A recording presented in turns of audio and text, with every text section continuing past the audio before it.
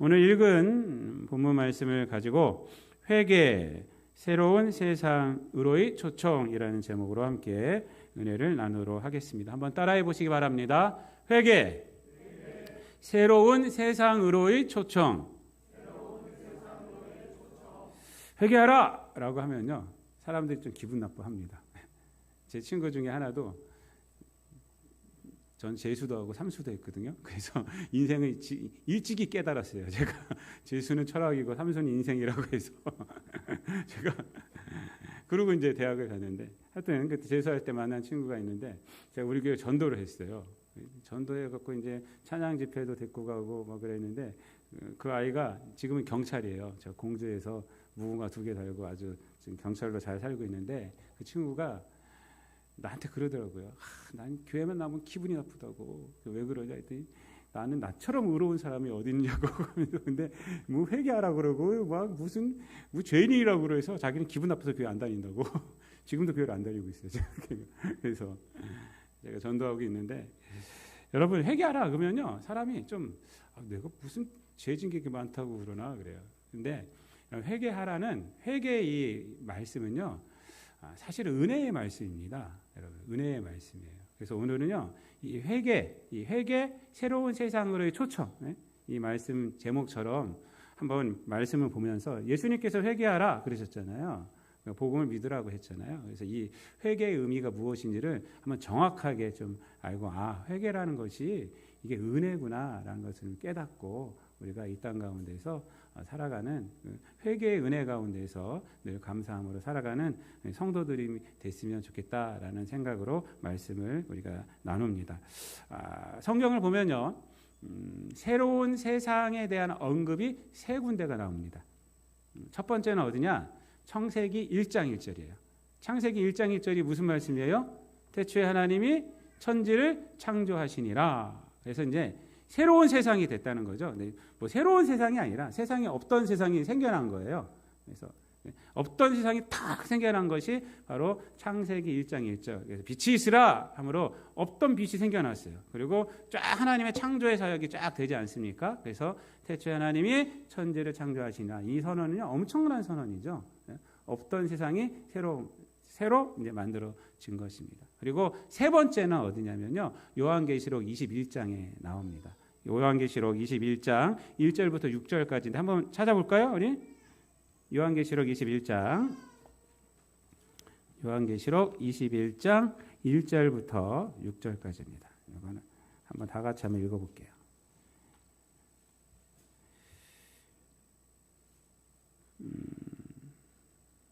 5절까지만 읽을게요. 1절부터 5절까지만. 21장 1절부터 5절까지만. 시작. 또 내가 새 하늘과 새 땅을 보니 처음 하늘과 처음 땅이 없어졌고 바다도 다시 있지 않더라.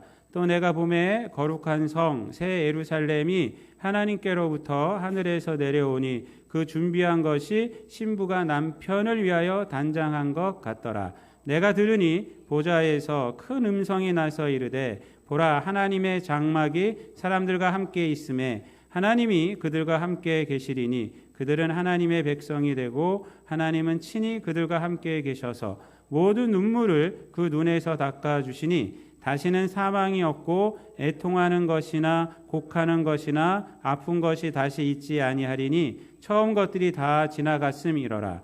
보좌에 앉으신 이가 이르시되, 보라, 내가 만물을 새롭게 하노라 하시고, 또 이르시되 이 말은 신실하고 참되니 기록하라 하시고 라고 얘기합니다. 그리고 이제 8절까지 해서 딱 마치는데, 여러분 요 21장 말씀이 또 새로운 세상의 선포입니다. 그래서 처음 하늘과 처음 땅은 다 없어지고요, 이제 새 예루살렘이 이제 임재를 합니다. 그래서 5절 말씀에 보면은 보라, 내가 만물을 새롭게 하노라 라고 이렇게 말씀을 하고 있습니다. 이 세상은 언제 이루어지는 거죠? 예수님께서 다시 이제 재림하시고 나서 이제 하나님께서 이제 이루시는 세상이 되는 것입니다. 그리고 또 하나는 바로 오늘 본문 말씀이에요. 두 번째가 오늘 본문 말씀이요, 예수님께서 새로운 시대를 선포하시는 거예요. 이제 새로운 시대가 왔다라는 것입니다.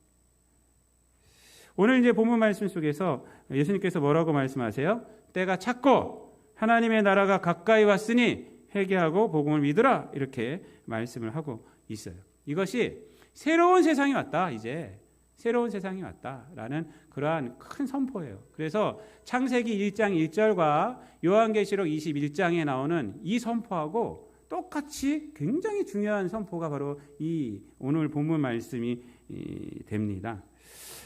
좀 다른 것은 뭐냐면요. 이 첫 번째하고 세 번째는 불가항력적인 것이에요. 불가항력적인. 우리는 무조건 그 세상에서 살아야만 되는 거예요. 그렇죠? 여러분, 우리는 하나님께서 창조하신 이 세상에 살고 있잖아요. 이 세상에서 벗어날 수가 없어요. 그리고 마지막 21장에 나오는 세상도 마찬가지입니다. 새롭게 된 세상도 마찬가지예요. 근데 거기에서 사는 거예요. 근데 거기는 뭐가 있냐면 새 예루살렘이 있고 거기는 둘째 사망이 있는 곳이 또 있어요. 여러분, 불가항력적으로 모든 사람은 이 둘 중에 하나 무조건 들어가야 되는 거예요. 그 세상. 우리가 거부할 수가 없는 곳입니다.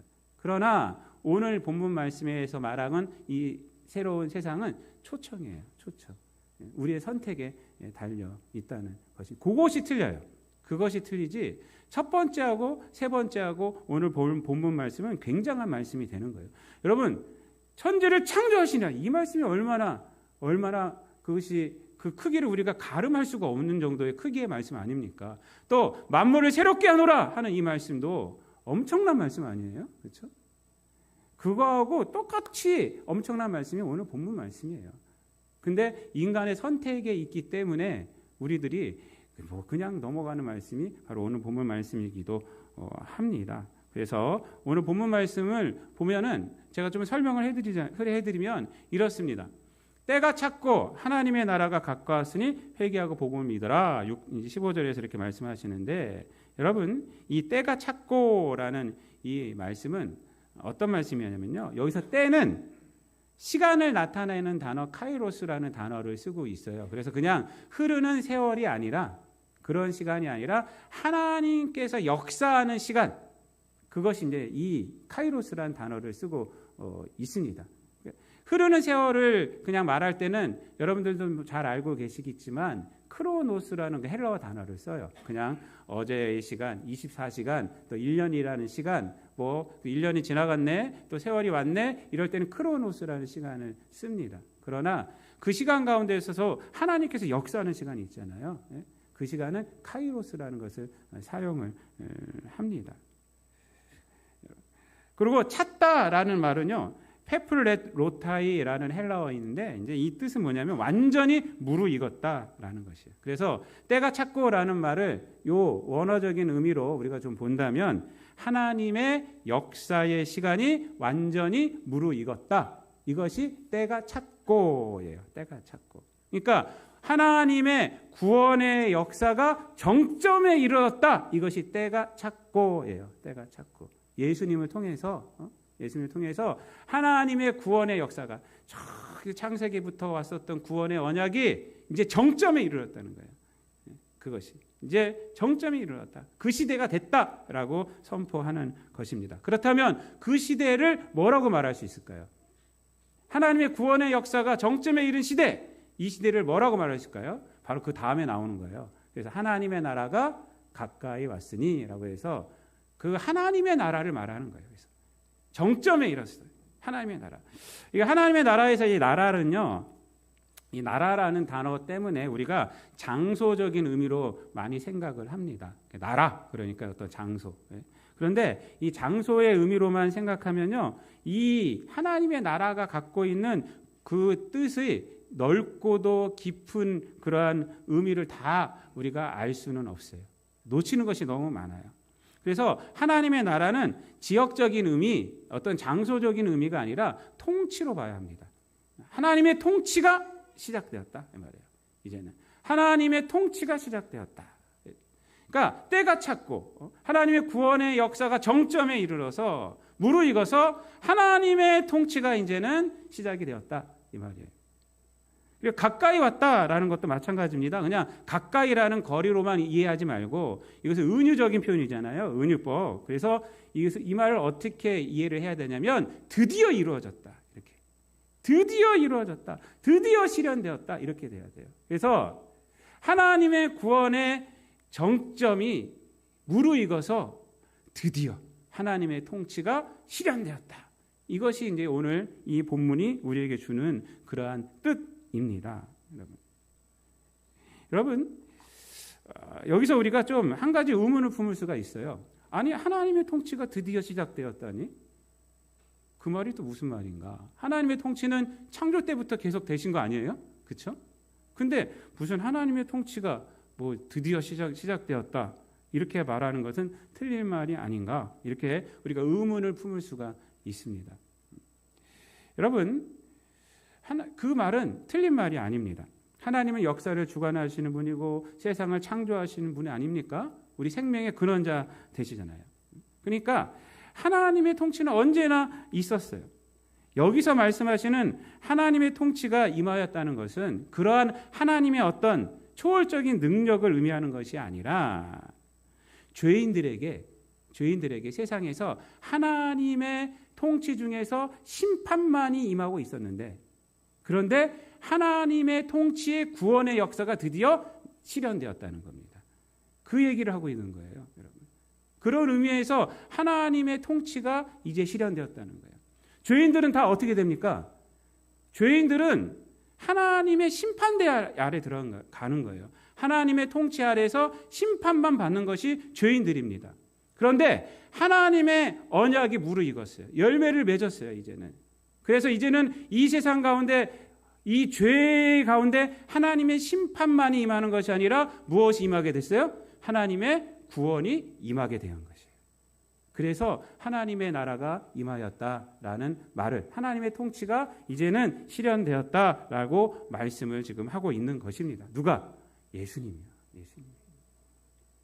여러분, 이제 이 세상은 죄로 인한 하나님의 심판의 역사가 있는 세상이 아니에요. 이제는 예수 그리스도를 통해서 하나님의 구원의 역사가 있는 세상이 되었다는 것이에요. 누구를 통해서? 예수님을 통해서.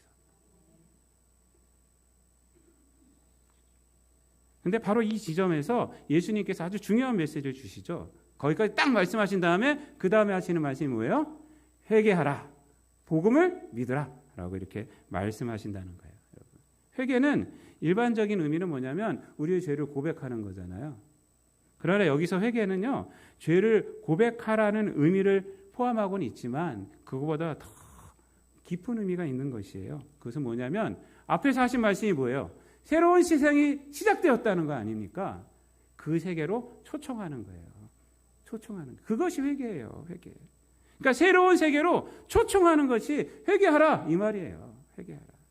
즉 하나님의 통치가 이루어진 세상으로 이제는 들어와라. 이것이 회개하라. 복음을 믿으라. 바로 이 말씀이에요. 믿으십니까? 이것이 회개예요. 이것이. 그러니까 초청장이에요. 초청장. 기분 나빠할 거 하나도 없는 거예요. 여러분. 여전히 죄된 세상 가운데 살고 있지만 이제는 그 죄된 세상을 떠나 하나님의 통치가, 하나님의 구원이 이루어진 세상으로 오라는 것입니다. 이것이 회개하라 이 말이에요. 그래서 회개는요, 죄를 고백하는 것에서 그치는 것이 아니라 죄된 세상 가운데 살면서 죄를 매번 고백하는 것이, 그것이 회개가 다가 아니라 복음, 즉 예수 그리스도의 오심으로 실현된 하나님의 통치를 받고 살아가는 것이 회개예요. 그래서 회개는 헬라어로 메타노이아인데, 메타노이아의 그림적인 언어, 그 뜻은 뭐냐면 돌아서는 거예요. 돌아서는 거. 이게 회개예요. 회개.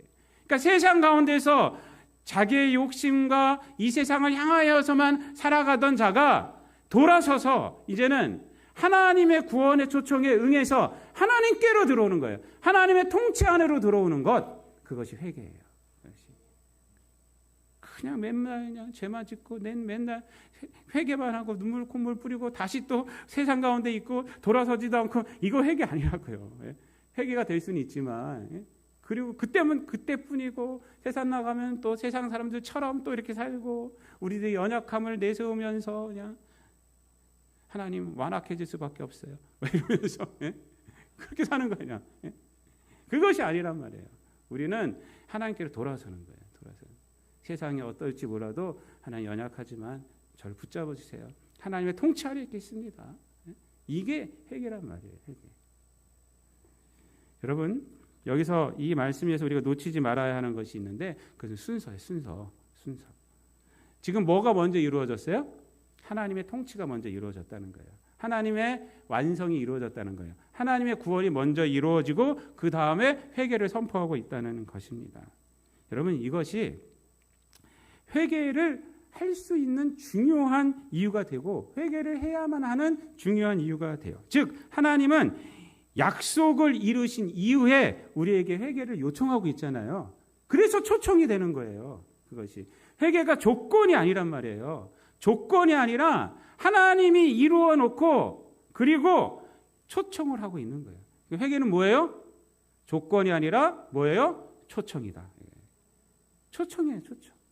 하나님의 나라가 이루어졌어요. 가까이 왔으니 드디어 실현되었다. 그러니까 회개하라. 여러분 우리나라는 건축이요. 어때요? 새로운 아파트를 살려면 뭘 합니까? 분양을 하잖아요. 분양이요. 그러니까 선 분양하고 그 다음에 뭐예요? 후 건축이에요. 선 분양 후 건축이에요. 그렇죠? 먼저 우리가 딱지를 사고 그리고 나서 이제 건축을 합니다. 그래서 이거 바꿔야 된다. 막 이런 얘기 많이 해요. 왜냐하면 그러다가 건축하고 부도나면 어떻게 돼요? 분양한 사람들 돈만 다 날리는 거잖아요. 원래 건축한 걸 딱 사면 안심이 되는데 그런데 일단 딱지부터 사고 그리고 나서 들어가야 하니까 한 3, 4년 뒤, 5년 뒤에 들어가니까 그 동안에는요 이 회사가 부도나면 안 되는데 막 조아리고 막 그래요.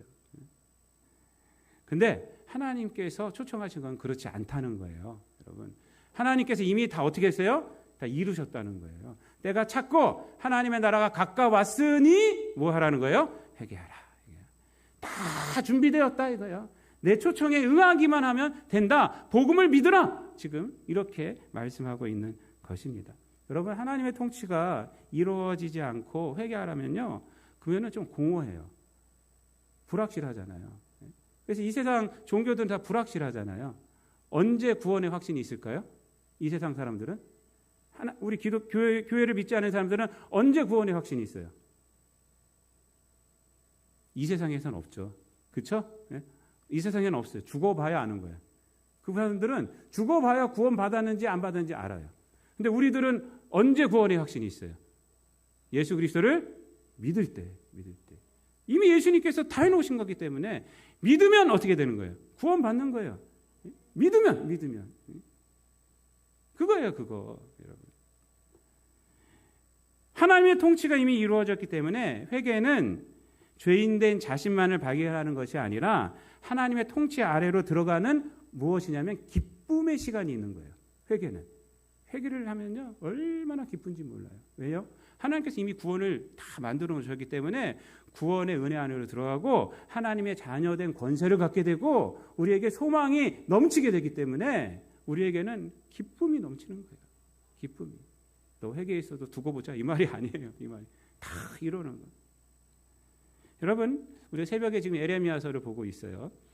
지난 금요일에 에레미야서 10장을 봤는데 제가 10장을 이렇게 쭉 묵상하다가 놀라운 말씀을 발견해서 제가 아침 묵상으로 여러분들에게 보내드렸어요. 내용을 읽으신 분들은 모르겠지만 아시겠지만 읽어보셔야 돼요. 여러분들 그거 다른 교인들도 많이 받아보고 있어요. 막 자기들끼리 막 펼쳐보고 막 그러고 있어요. 지금 그 아침 묵상을 잘 보셔야 돼요. 에레미야서 10장 16절을 보면요. 하나님께서 자기를 갖다가 표현하는데 뭐라고 표현을 하냐면 야곱의 분깃이라고 표현을 하세요. 자기 자신을 야곱의 분깃 이렇게 표현해요. 좀 특이한 표현 아닙니까? 예?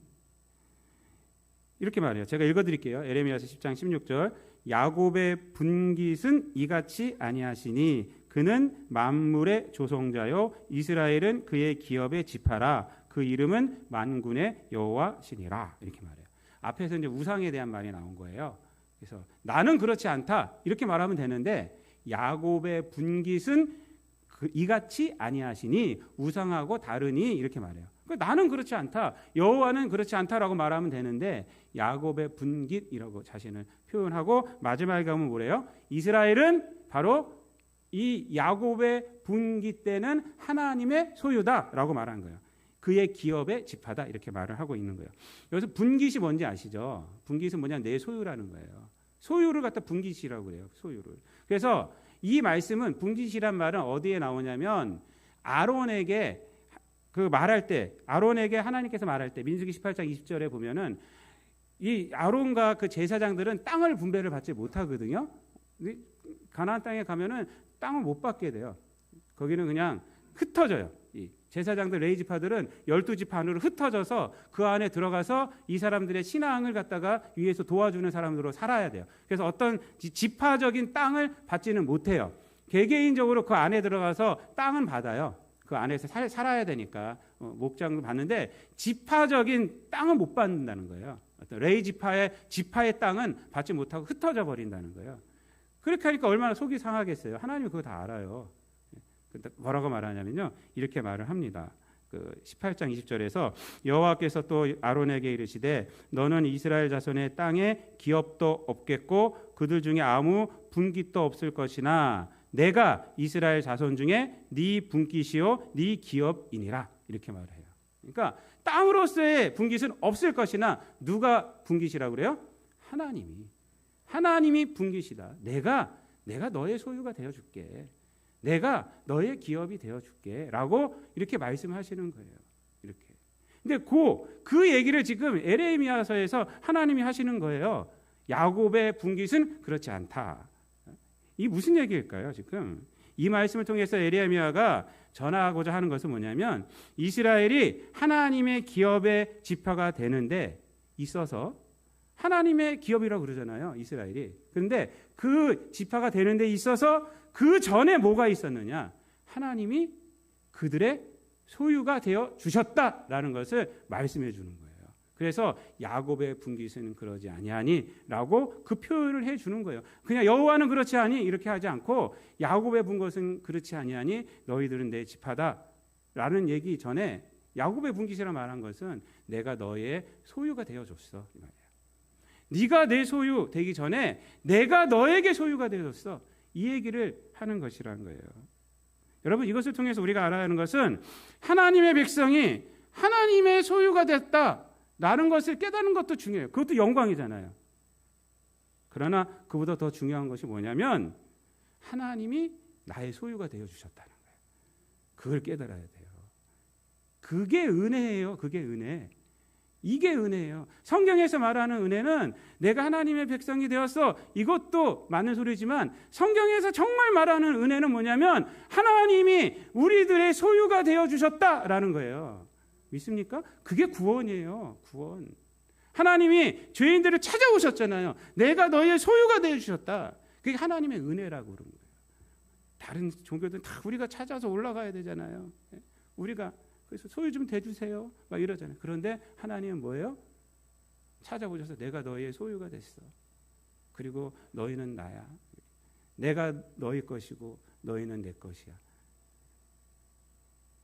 여러분 이것이 은혜의 실체예요. 은혜라는 것은 바로 그것입니다. 성경에서는 계속 그런 얘기를 해요. 로마서 5장 8절 말씀에서 우리가 아직 죄인 되었을 때에 그리스도께서 우리를 위하여 죽으심으로 하나님께서 우리에 대한 자기의 사랑을 확증하셨느니라 이러잖아요. 여러분. 언제 확증하셨어요? 우리가 아직 죄인 되었을 때란 말이에요. 그때. 그러니까 하나님이 먼저 우리에게 소유로 오셨다는 거예요. 독생자를 주셨다는 거예요. 그게 은혜예요. 내가 하나님의 백성이야. 이것도 고백이지만 그 은혜에 대한 고백이 되는 거예요. 여러분 이것이 바로 성경에서 말하고 있는 구원의 의미입니다. 여러분 이 깊이를 알아야 돼요. 오늘 본문에 예수님의 외침 회개하라 이 말씀도 마찬가지예요. 회개하라 예수님의 선포는 하나님의 은혜를 받는 조건이 아니라 하나님의 은혜가 이제 이루어졌다라고 말한 거예요. 하나님 때가 찼고 하나님의 나라가 가까이 왔으니 이제 새로운 세상이 되었다. 하나님의 심판만이 있는 세상이 아니라 하나님의 구원이 있는 세상이 되었다. 회개하라 이 말이에요. 이 초청에 응해라. 이 세계 안으로 들어와라 라는 것이에요. 이미 하나님께서 다 만들어 놓으셨다. 들어와라 이 말이에요. 그것이 뭐예요? 회개하라 라는 것입니다. 새로운 세상이 준비되었으니 죄된 세상에서 더 이상 죄인으로 있지 말고 하나님의 통치를 받는 하나님의 백성이 되라 라는 것이 회개하라, 복음을 믿어라 라는 것입니다. 말씀을 마치겠습니다. 사랑하는 성도 여러분, 오늘 본문 말씀, 그래서 태초에 하나님이 천지를 창조하시니라, 이 엄청난 놀라운 말씀 아닙니까? 내가 만물을 새롭게 하리라 라는 엄청난 말씀 아닙니까? 이것이 그거하고 똑같은 말씀이에요. 때가 찼고 하나님의 나라가 가까웠으니 복음을 회개하라, 복음을 믿어라. 이 회개하라 외침은 똑같은 새로운 세상으로 들어와라, 세상이 되었다, 새로운 세상이 되었다라는 그러한 초청의 말씀입니다. 이 초청에 응하여 살아갈 때 우리는 다시 올 세상, 새 예루살렘의 주인이 되어 살아갈 수가 있게 되는 것입니다. 2024년도 세 번째 주일이 되었습니다. 이제는 회개하고 복음을 믿으시기 바랍니다. 하나님이 초청에 응답하시고 복음으로 살아가시기를 바랍니다. 복음의 사람으로 살아가면 새로운 창조가 우리들에게 있고 또 회복이 있고 하나님의 통치의 역사가 우리들에게 있어서 우리에게 새로운 인생길이 이 세상 가운데서 열리게 되는 것입니다. 2024년도 새로운 인생길 가운데서 새로운 은혜 가운데서 늘 하나님 앞에 쓰임받는 기쁨의 시간을 갖는 저와 여러분들이 되시기를 우리 주님 예수 그리스도의 이름으로 축원드립니다. 기도하겠습니다. 사랑과 은혜가 풍성하신 하나님, 감사합니다. 우리 죄인들 하나님의 심판대 앞에 설 수밖에 없었는데 예수 그리스도를 통하여서 우리가 하나님의 통치 안으로 돌아올 수 있도록 하여 주심을 감사를 드립니다. 회개하라는 하나님의 이 초청, 예수 그리스도의 이 초청을 기쁨으로 우리가 받게 하여 주시고 회개하고 복음을 믿고 하나님의 통치 아래서 늘 살아가고 주의 영광을 드러내며 살아가는 이 땅 가운데서 죄를 이기며 성결한 능력 가운데 살아가는 우리 모든 성도들 되게 하여 주옵소서. 감사드리며 예수님의 이름으로 기도드리옵나이다. 아멘.